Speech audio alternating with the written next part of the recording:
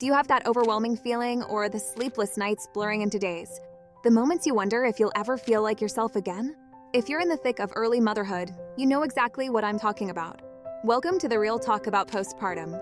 Today, we're not just acknowledging the challenges, we're handing you your postpartum survival kit.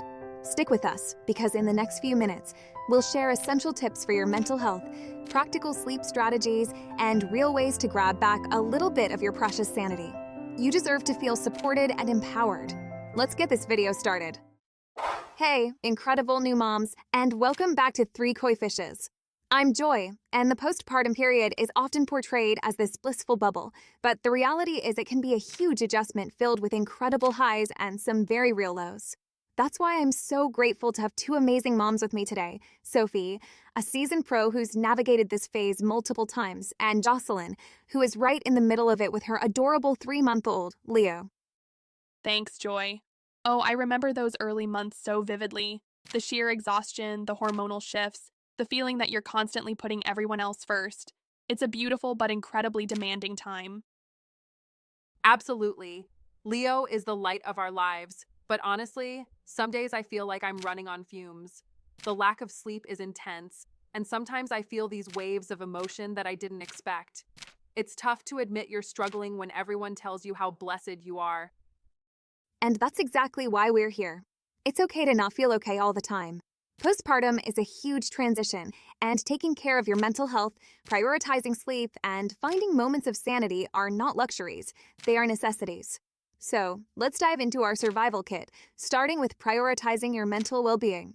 I know, easier said than done when you have a demanding newborn, but hear us out. Taking care of yourself is the best way to take care of your baby. Think of it like putting on your own oxygen mask on an airplane. You need to be okay to help others. Even small things can make a difference. Can you steal 10 minutes for a shower? A quick phone call with a friend? Reading a few pages of a book? Honestly, some days just getting dressed feels like a win. I've found that even a 5-minute guided meditation app can help center me when I feel overwhelmed. And talking to other new moms online has been a lifeline. Knowing I'm not the only one feeling this way is huge. Remember, if you're experiencing persistent sadness, anxiety, or feelings of hopelessness, please reach out to your doctor. Postpartum depression is real and treatable. There's no shame in seeking help. The next survival tool is sleep, the holy grail of new parenthood. While full nights might seem like a distant dream, let's focus on small wins. Absolutely. Forget about a perfect sleep schedule in the early months. Focus on maximizing the sleep you can get.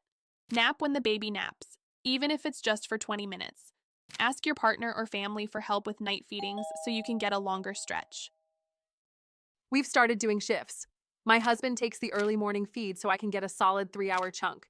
It makes a world of difference. And blackout curtains and a white noise machine have become our best friends. Even 30 extra minutes of sleep can impact your mood and energy levels. Don't underestimate the power of those small pockets of rest. Our next survival tool is learning to accept help and, just as importantly, saying no to things that drain your energy. This was a big one for me. I felt like I had to do everything myself. But when friends or family offer, say yes. Let them bring over a meal, run errands, or just hold the baby so you can shower. Don't be afraid to delegate. And saying no has been crucial for my sanity. Everyone wants to visit the new baby, but if I'm feeling overwhelmed, I politely postpone. Protecting that quiet time at home is so important for bonding and recovery. Your energy is a precious resource right now. Guard it fiercely and don't feel guilty for prioritizing your well-being. Remember, you are not alone in this journey. Next up is connecting with your village, whether it's friends, family, online communities, or new parent groups, is vital. Talking to other moms who get it is so validating.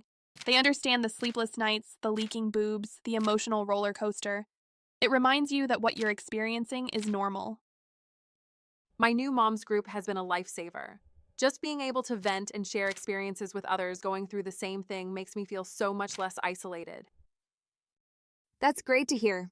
There is amazing value in leaning on your support system and sharing your struggles and small victories. Let's go on to our next survival tool. While intense workouts might be on hold, gentle movement and fresh air can do wonders for your physical and mental well-being. Even a 10-minute walk around the block can boost your mood and energy. The change of scenery is refreshing for both you and the baby. I try to go for a short walk with Leo every day. It helps me feel less cooped up, and the fresh air often helps him nap better too. That is great to hear. Listening to your body and doing what feels good helps a lot. Even small amounts of movement can make a big difference.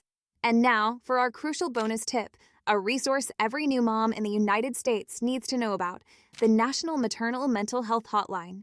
If you are struggling with your mental health during pregnancy or the postpartum period, you can call or text them anytime for confidential support. The number is 1-833-852-6262.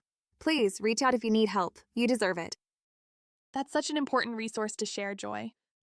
Thank you for mentioning that. Absolutely. Your well-being and that of other new moms are paramount. Sophie and Jocelyn, thank you so much for sharing your honest experiences and valuable advice. Remember, new moms, you are incredible and you are not alone. This postpartum period is a journey with ups and downs, and it's okay to ask for help and prioritize yourself. If you found these survival tips helpful, please hit that like button. It helps other new moms find this information. And please remember to subscribe to 3 Koi Fishes for more support and guidance on your parenting journey, and hit that notification bell so you don't miss our next video. What are your go-to postpartum survival tips? Share them in the comments below. We're all in this together. Sending you all so much love and strength. See you in the next video.